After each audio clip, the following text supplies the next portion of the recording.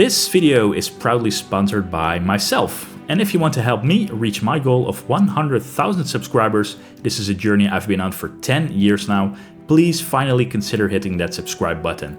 And as always, we don't do inflation here. Windows 11 Pro retail keys are still just $12.50 worldwide, also 10 years strong, and it can activate in all languages. So if you're interested, click the video description to purchase them.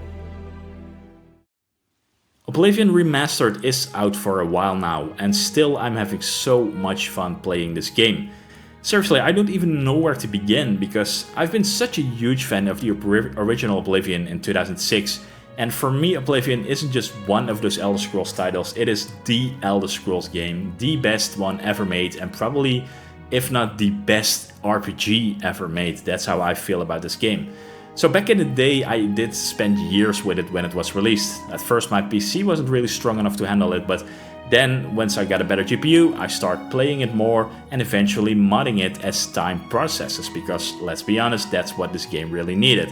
So being busy with it every weekend, trying to, get this game next level regarding graphics, and just, playing this game, walking through the forests felt so special, and just existing in Cyrodiil was really something magical. Something I still struggle today to describe even how that actually feels. There's just this kind of atmosphere, this really beautiful, haunting charm that just makes the world feel alive in a way I can't really explain it.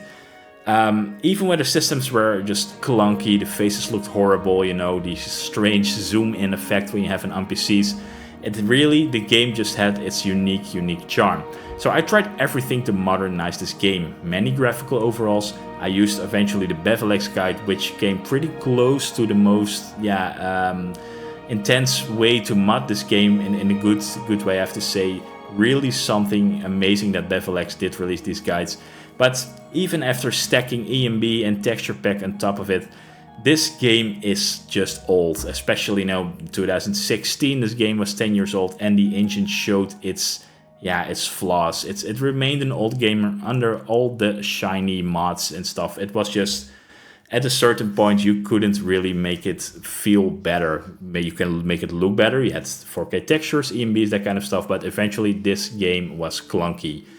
And to be really honest, especially the combat felt, really for me the way of not really playing it more and actually finishing the game, because it was floaty, awkward, it had full of weird physics that were funny, once or twice, but eventually it just didn't age well, and the gameplay for me was a bit boring. So it wasn't really something that kept me coming back to do these random dungeons, but it is what it is. Of course, I knew about Oblivion about to come this year in 2025, and while I absolutely have massive respect for the project and passion behind it, to me it never really clicked. For me it always felt a little bit like a big Skyrim mod pretending to be Oblivion, but never actually being Oblivion in the way that, an example, the BevelX mod list could transform the real Oblivion into the real thing actually, but looking better. So when Oblivion Remastered just, dropped out of nowhere, this was insane. There was no build-up, no warning, just boom, here it was. It was almost unreal that this happened, and unreal, I don't mean it like, no pun intended, in Unreal Engine 5, but it was like a dream suddenly become real all overnight. But what really shocked me was not that it just existed, boom, just like that, but how amazingly good it was for me, at least for me. I know there are a lot of criticism about Unreal Engine 5. I have to say the patches fixed a lot, but this game is so good that at launch, I have to say, and maybe with a few patches, that in fact I still can't believe all of this actually happened. So Oblivion Remastered isn't just some HD texture pack upgrades like an actual remaster normally is. For me, this is one of the best remakes I've ever played. Not only because I loved Oblivion, but in general as a standalone product, Oblivion Remastered is absolutely one of the best remakes I think are out there. And I would say, first of all, visually, the most thing you notice first, it is just stunning with Unreal Engine 5, of course. It's very modern, it's like a true next-gen game. It's very atmospheric, but still it is so Oblivion. You still recognize immediately the huge atmosphere there is in the game. An example, if you walk into the Imperial City at dawn, and it just feels like home, you know, especially hearing the voice lines, all of that nostalgia stuff. It's just better even than you remembered it, and that is such a huge achievement. And then there is the gameplay, the thing I would say which really prevented me for finishing Oblivion. It just really happened all of a sudden. So finally combat feels fun now to do. So dungeons which I did hate at the old Oblivion in 2006, I'm now doing them for fun, voluntarily. So no mod checklists, no grinding through the same old cave just to, you know, do and finish the quest. I actually want to do random dungeons. I actually want to fight. I actually want to explore, to level up. And that's a feeling I haven't really had much in the Elder Scrolls game for a long time. Even Skyrim for me pretty much felt repetitive. Especially combat was fun, but not that fun to do all those random dungeons. But right now I'm running a speed archer build, so light armor, hit and run tactics. And for the first time in years for ever actually any Elder Scrolls games, I feel like I am finally having super much fun just, you know, doing the combat, just going to random dungeons to clear them, you know, killing monsters. It's really so well done in my opinion, and that of course really helps to actually finish quests. So this game that just randomly shadow dropped out of the blue somehow managed to resurrect all those feelings I had back in 2006. You know, but without the clunky engine, without all the endless years of modding, ending up with the BevelX mod list and its variants, without all the compromises, and it just happened just like that, is super rare. And not only rare, I would say this is legendary. For me, absolutely one of the best remasters. And I don't think this is a remaster, this is an actual remake, even while they name it remastered, of course. Yeah, it's just insane. And for that, I would say let's dive into this, why it does live up to the name, why it does live up to this legendary status for me. So let's jump to the next chapter. The moment you load into Oblivion Remastered, something hits you right away. This isn't just a random remaster, reskin of HD textures. It is very familiar, but it is also radically new. So you're back in Cyrodiil, the Imperial province, but everything feels more alive. It feels more real. So this also is because of the great Unreal Engine 5 effects from the lighting, the geometry, the density of the world. It is like the game reached through my memories and rebuilt itself, not as it was, but as I remembered it was at its best and even better, you know, and that is something really, really unique. So let's talk about the visuals first, because they're absolutely the most striking change. Maybe the reason I instantly fell back in love with the game as well and felt that special atmosphere. So it's built from the ground up in Unreal Engine 5, so the world is lush, dense and atmospheric in a way that the original never could be. So you get a real-time global illumination system from Lumen, of course, a very important system from Unreal Engine 5. This means, an example, that interiors are filled with rich natural shadows. Sunlight bleeds through the glass in the cathedrals. Moonlight hits the water just right. So it is not just random next-gen Oblivion, it is the Oblivion in a beautiful engine of Unreal Engine 5 with all these great effects like nanite and lumen that this engine brings us. So speaking about nanite, this is Unreal's geometry tech, and it brings a crazy amount of details to rocks, trees, ruins. And an example, you walk into an alien dungeon and stop for a second just to take in the architecture.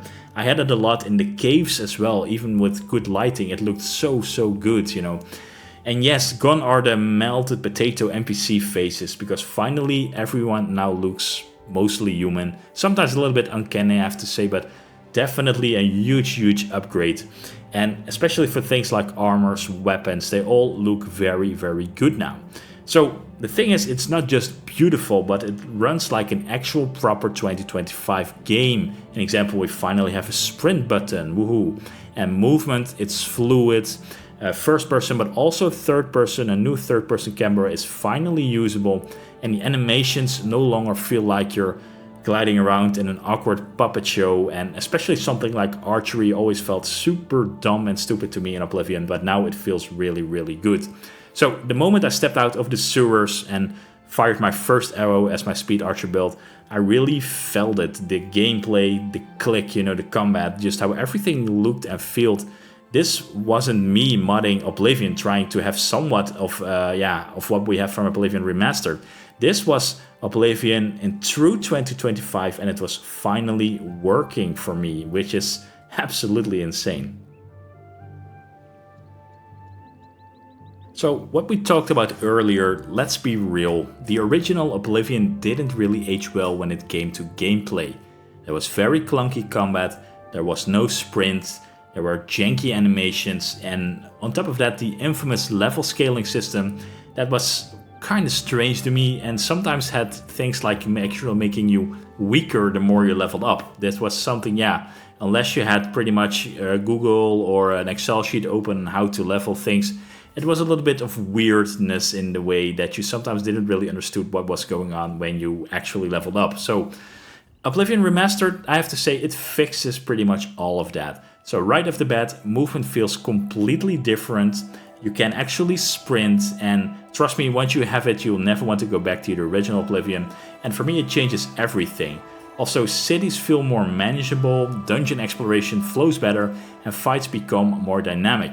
So whether you're closing distance with a claymore or backpedaling as running as an archer, or stealth, it doesn't feel that slow.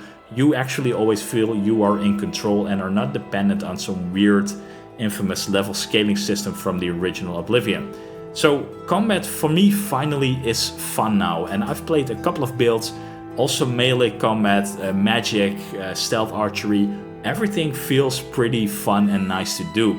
So weapon feels punchier, there are new combat animations for swings, for blocks and bow shots, and enemies react properly when you land a hit. So no more hitting someone with a warhammer and watching them stand there like nothing happened. So even bows have improved aiming, and there's an optional auto-aim toggle if you want to have a more classic feel, especially on the consoles, of course. So enemy movement has been adjusted as well. They're a little slower but a little more deliberate, which makes combat feel weightier but also with that less chaotic. And the biggest change for me is you can now regenerate health outside of combat. So that one tweak removes the need for constant potion chugging or using stupid exploits or constantly eating food. And it might, I can understand if it might be a little bit too modern for people having this out of combat health regeneration, but for me it kind of feels like an unnecessary thing to constantly swallow endless health potions. So the leveling system now, like I said, has been completely overhauled. You no longer need to game the system just to make sure you don't accidentally level up wrong. So both major and minor skills now actually contribute to progress, with majors just moving faster. And when you do level up, you get to freely distribute points into attributes. So no more annoying multipliers, no spreadsheets needed, no builds ruined because you just cast one spell too many, an example. Now you can just play. Now you don't have to worry about metagaming. Being all on Reddit all day long to have a perfect build. You can just enjoy the game, just explore, just do the quests, just do the combat and the leveling like it was always actually meant to be. So if you look back at all of this, what makes Oblivion Remastered so remarkable aren't just visuals. It is actually the balance and the respect it has to the original game. So underneath all the modern Unreal Engine 5 shaders, lighting, animation systems, the core of the game is still Oblivion from 2006. But with that, I don't mean this as a metaphor, because the original Oblivion was built on a Gamebryo engine, and this was a notoriously flexible but flawed framework, great for open world ambition, but loaded with quirks, as we have seen from the original game. So for the 2025 remaster, rather than rewriting everything from scratch, the devs took a bold hybrid approach. They kept the original game logic intact and just wrapped it in Unreal Engine 5. So that was pretty cool that they done it this way, and what this actually means is we have all the quests, an example, all the NPC routines, the complete world structure one-on-one, all the faction systems, all the dialogue trees. They're still running off the same original ESM and ESP data. And we have seen that before, that ESMs and ESPs can be relatively easily imported with script into Unreal Engine 5. So this means we have the exact same architecture and logic from the original Oblivion. So that's the exact same thing how modders and fans have worked with nearly 2 decades with this. So Unreal Engine 5 then, it just acts as a shell, so handling what the game Brio never actually could. So we have modern lighting system via Unreal Engine 5's Lumen system, pixel level world detail via Nanite, we have real-time shadows, advanced physics, smoother animations and just richer environmental effects overall. So it's like taking a perfectly tuned 2006 classic car and rebuilding the entire frame with carbon fiber, LED headlights, a modern suspension, modern interiors.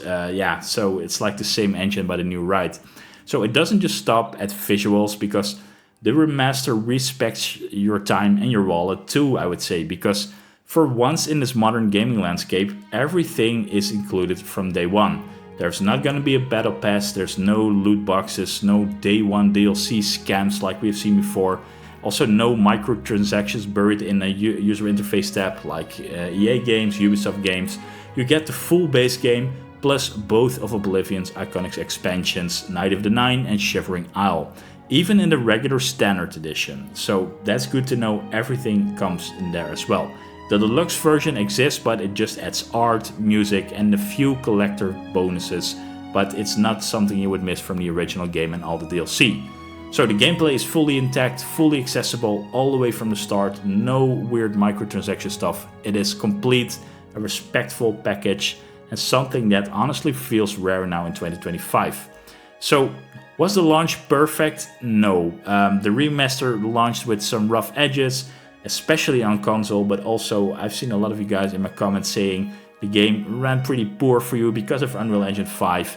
An example were traversal hitches, which were common when riding on the horses, memory-related crashes affected some longer sessions, performance dips in the more open-world areas, specific dungeons like, an example, Deep Scorn Hollow, really frustrated players, and an Xbox Series X texture resolution and lighting quality were noticeably reduced. But here's the key difference, especially for the ones who haven't played it since the launch. In patch 1.2, which was released in July, that was a true game changer. An example, for the console's Xbox Series X performance saw up to a 16 FPS improvement in general, which is really insane. Open world stuttering was cut down dramatically, so if you were suffering from that, you might want to check it again with the new patch. Animations were re-optimized, so leading to smoother combat, less janky. Water rendering was refined because it was a little bit off sometimes as well at release. Shadow quality was improved, but also without destroying frame rates that you sometimes see with shadow quality. And an example, quest blockers and things which were game breaking was patched as well, including several broken progression paths from the base game. So it is clear that developers are in this for the long haul. They want to actually show you how much they love this remaster. So they're not the only ones who love this game, because remember how they said modding might never be possible during Unreal Engine 5? Yeah, about that, the modding scene is already alive and growing fast. So Nexus Mods has now its category for Oblivion Remastered. We have many mods now, ranging from user interface overhauls, lighting tweaks, reshades even, and all full gameplay changes. And some mods are even working on porting classic mods from the original Oblivion into the remaster, taking advantage of the shared ESP and ESM structure, of course. So that's the secret sauce, because even though this game is running on modern tech, it still speaks the same language as the original game when it comes to framework. So the community exactly knows, the modding community exactly knows how far you can go, what you actually can port.